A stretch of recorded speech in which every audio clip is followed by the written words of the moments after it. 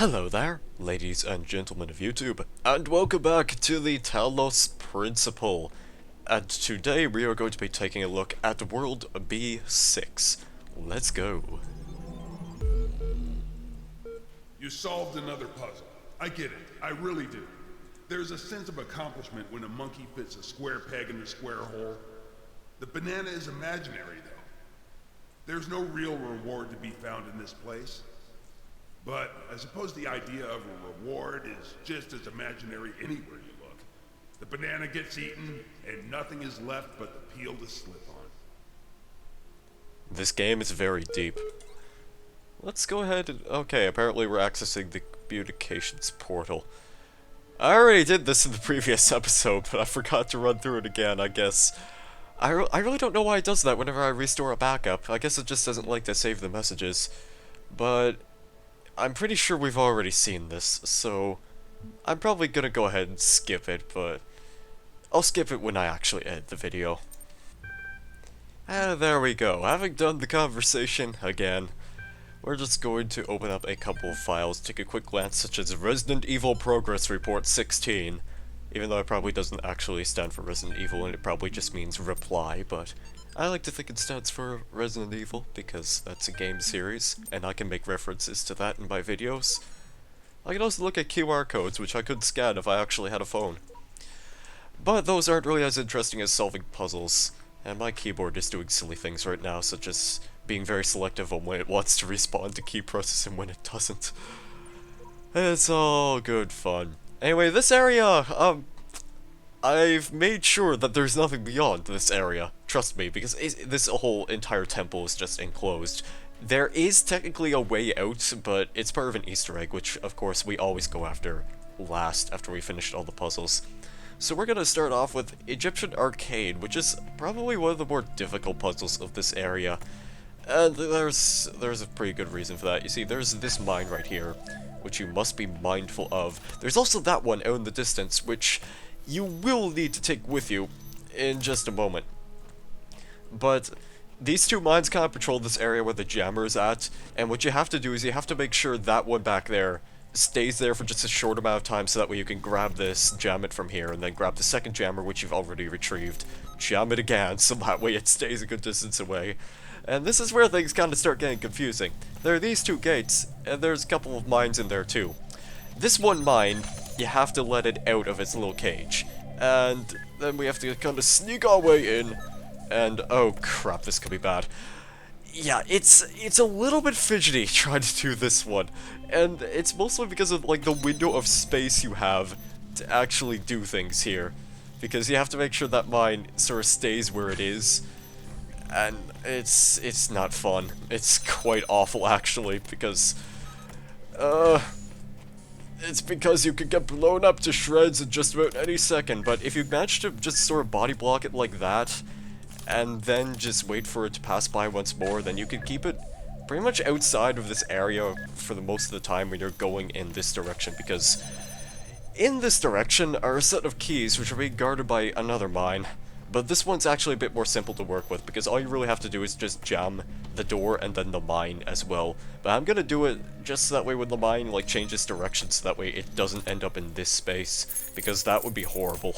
It's really not ideal to have a mine inside this little cramped hallway, because you're gonna die. I think it's pretty much an accepted given that you're going to die in that situation. Once again, place this right here so that way the mine, the first one at least, gets body blocked for a short period of time. We don't want him to explode in our face and have shrapnel buried into our bodies. Instead, what we're going to do is we're going to open the door again, wait for him to pass by, and then jam him, because we can do that. And then we're just going to do a little bit of reorganization with our jammers that we have, because we need to take these jammers with us. As, of course, I think you might have come to expect this from the Talos Principle already, is that if there are jammers in later puzzles, you'll probably have to take them just about everywhere you go. This is obviously no exception, because there are minigun turrets, a bunch of them over here. There's also a QR code by the very pessimistic robot known as Dog. He doesn't really have much of anything positive to say about the situation. Don't shoot me. So there are 3 turrets right here. You could jam both of those, which is kind of necessary, otherwise you will get shot. This one, you could just sort of shimmy right under, I guess. It kind of works the same way as the minigun turrets do in Series 7-3, where you could just sort of bypass them if you're directly underneath them at a certain height. But anywhere, sort of like, even right here, for instance, it's gonna shoot you. And that would be quite problematic, I get the feeling. At least, that's how I think it works in this game, anyway. Pretty sure the same physics do apply as they did in Series 7-3. Only these ones make, like, very indicative beeping sounds at you if you're too close, which is kind of nice, because it lets you know you're about to be shot rather than the sound of a minigun sort of just spinning and, well, doing nothing more than that. Right, next puzzle, Crisscross Conundrum. This one isn't actually so bad. Like, the beginning of this puzzle is a little bit of a collect-a-thon, which I'm sure you're familiar with. There are 4 connectors in this entire area, and the whole area where we're collecting a lot of these connectors just becomes irrelevant afterwards. I'm just gonna break the ice right now by saying that, because really, the thing about this game, one odd little thing that kind of throws me off, which is a little bit difficult to explain, but if it gives you a problem like this, where you have to sort of start off by, you know, connecting a very basic stream of lasers to collect a few things, I'm always worried that the puzzle is gonna kind of, like, twist a bunch of things around and then I have to, like, reposition everything so awkwardly with what I've already set up. And I'm not really sure if I'm getting the message across here, but let me just say, if something looks too simple, sort of like mathematics, and then it turns out to not be as simple as you once thought, then I get a little bit sad. I think that's the best analogy I can give right now.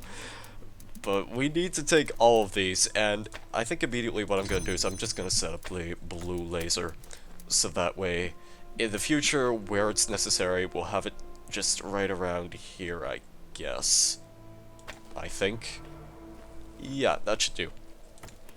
And with these 3 connectors, what we have to do is just place this one directly right to the right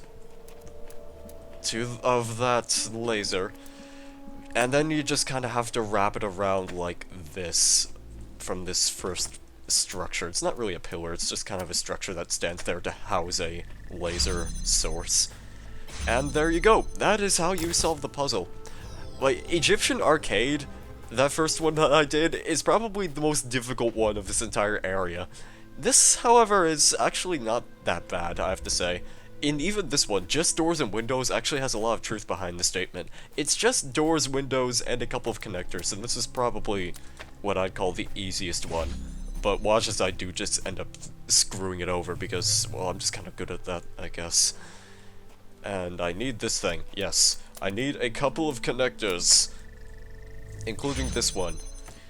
Nothing else to do in this gate. We're gonna grab these and bring them back from whence they came and sort of reconnect the laser so that way it's not going to be intersecting with the second one, because you just can't be too careful with these things. And then you need to, I didn't actually need to connect this right now. Once more, as per tradition with connectors, this one is just all about positioning. So with the third one that you have in hand, I might as well just show off the sigil door right over here. You have to place the 4th connector right over here, which we just saw just kind of sitting innocently right there. You just need to connect the laser like this and go a little bit of a distance until you have enough room to see through that window and just leave it here. And the next one you take, connect it over here, and then wrap around these couple of walls, reach this panel, and collect the sigil. This is a very short world that actually does not have any stars in it, but the next world compensates by that for having 2 stars in its area.